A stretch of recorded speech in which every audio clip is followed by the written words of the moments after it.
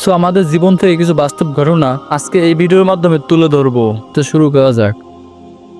চিনিস আমারে, এ কথা বলে গত 100 বছর আগে যারা বাজার রাস্তা গরম করত, তারা আজ একাকী শুয়ে আছে কবরে। আজ তাদের সেই প্রশ্নের উত্তর দেওয়ার মতন কেউ নেই।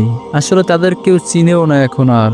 গোরস্থানের সারি সারি কবরের মাঝে তার কবর কোনটা তা হয়তো কেউ খুঁজে বের করতে পারবে না।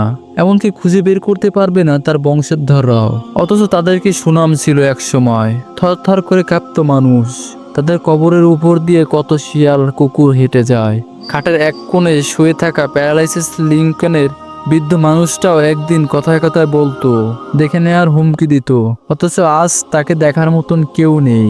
সন্তানও তার খোঁজ নেয় না। ভুলে যায় মানুষ তার অতীত, ভুলে যায় তার ভবিষ্যৎ। এটাই নিয়ম।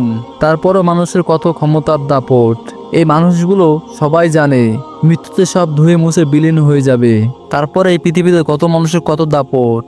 কেউ তার ক্ষমতা দেখায় আর দাপট দেখায়, কেউ তার টাকা দেখায় দাপট দেখায়, তো কেউ সুন্দর বলে দাপট দেখায়। তারা একবারও ভাবে না যে এই জীবন জীবন না।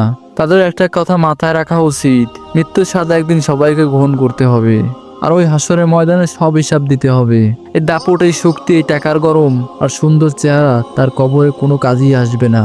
আল্লাহ তাআলা আমাকে এবং সবাইকে দিনদারের সঠিক বুঝ দান করুক, আমিন। যদি ভিডিওটা একটু উপকারে আসে তাহলে ভিডিওটা অবশ্যই শেয়ার করে দিয়েন। আল্লাহ হাফেজ।